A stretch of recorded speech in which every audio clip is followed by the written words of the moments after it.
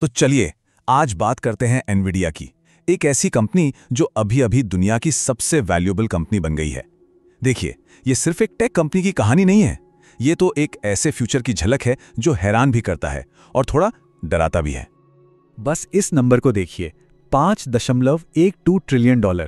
ये इतनी बड़ी, इतनी अविश्वसनीय रकम है कि एप्पल और माइक्रोसॉफ्ट जैसे दिग्गज भी पीछे छूट गए हैं। पर ये सिर्फ एक नंबर नहीं है, नहीं, ये उस ताकत का सिंबल है जो आज एआई की दुनिया में एनवीडिया के पास है। तो फिर सवाल ये उठता है कि आखिर एक कंपनी जिसे हम सब वीडियो गेम्स के लिए ग्राफिक्स कार्ड बनाने वाली कंपनी के तौर पर जानते थे, वो दुनिया के टॉप पर पहुंची कैसे?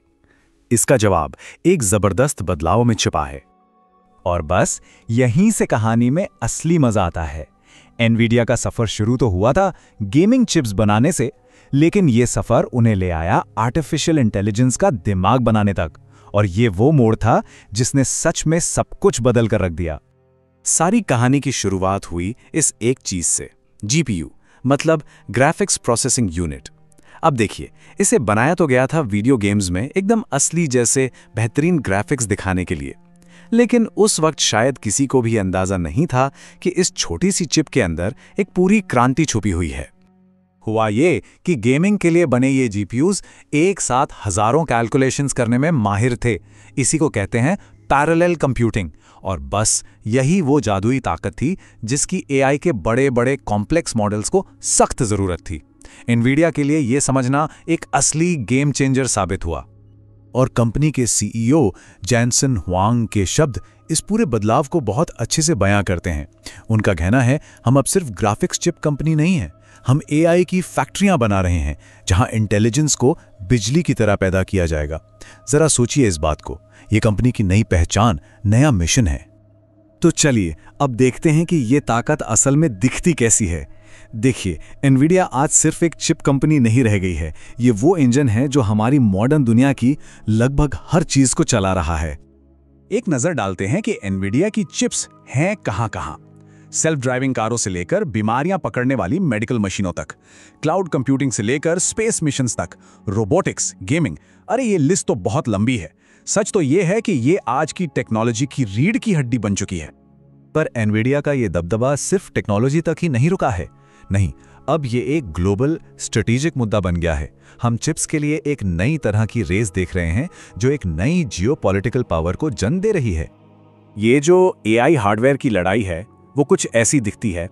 एक तरफ है अमेरिका, जिसके पास एनवीडिया के H100 और ब्लैकवेल जैसे सबसे एडवांस्ड चिप्स हैं, मतलब हार्डवेयर का पल्ला पूरी तरह भारी है। और दूसरी तरफ है चीन, जो एआई एप्लीकेशंस में तो कमाल कर रहा है, लेकिन इन पावरफुल चिप्स को हासिल करने के लिए उसे काफी मशक्कत करनी पड़ रही है। ये टेक्नोलॉजी के शतरंज की एक नई बिसात है। तो फिर इस एआई किंग का अगला कदम क्या है? एनवीडिया अपनी जबरदस्त ताकत के साथ हमारे फ्यूचर को कैसे शेप देने की प्लानिंग कर रहा है? एनवीडिया के प्लान्स बहुत बड़े हैं। वो हर इंडस्ट्री में एआई फैक्ट्रियां फैलाना चाहते हैं, नेक्स्ट जेन चिप्स डेवलप करना चाहते हैं, यहां तक कि नासा के स्पेस मिशंस को पावर देने से लेकर अलग-अलग देशों की सरकारों के साथ मिलकर नेशनल एआई इंफ्रास्ट्रक्चर बनाने तक सब कुछ उनके एजेंडे में है। लेकिन इस पूरी कहानी का एक दूसरा पहलू भी है। एआई की इस बेहिसाब ताकत के साथ एक बहुत बड़ी नैतिक दुविधा भी जुड़ी है। ये एक ऐसी टेक्नोलॉजी है जिसके दो चेहरे हैं, एक है उम्मीद का और दूसरा खतरे का। चलिए पहले उम्मीद की बात करते हैं। एआई में वो पोटेंशियल है कि वो इंसानियत की सबसे बड़ी मुश्किलों को सुलझा सकता है। सोचिए, बीमारियों का इलाज करना, क्लाइमेट चेंज से लड़ने में मदद करना, स्पेस के रहस्यों को सुलझाना, संभावनाएं वाकई में असीम हैं। पर जैसा कि कहते हैं, हर सिक्के का एक दूसरा पहलू भी होता है। यही टेक्नोलॉजी ऑटोमेटिक हथियारों को पावर दे सकती है, हमारी प्राइवेसी छीन सकती है और बड़े पैमाने पर नौकरियां खत्म कर सकती है। असली खतरा तो यह है कि तब क्या होगा जब एआई इंसानी कंट्रोल से बाहर निकल जाएगा। देखिए, यह टेक्नोलॉजी अपने आप में अच्छी या बुरी नहीं है। ये एक दो-धारी तलवार की तरह है। वही एआई जो मेडिकल की दुनिया में क्रांति ला सकता है, वही नौकरियां भी छीन सकता है। जो हमें स्पेस एक्सप्लोर करने में मदद कर सकता है, वही ऑटोमेटिक वॉरफेयर को भी जन्म दे सकता है। और आखिर में ये सब हमें एक बहुत बड़े सवाल पर लाकर छोड़ देता है। आज इंटेलिजेंस एक ऐसा प्रोडक्ट बन गया है जिसे बनाया जा सकता है, बिल्कुल किसी और चीज की तरह। तो फिर सबसे बड़ा सवाल ये है, इसके इस्तेमाल का फैसला करेगा कौन और कैसे? ये एक ऐसा सवाल है जिसका जवाब हम सबको मिलकर ढूंढना होगा।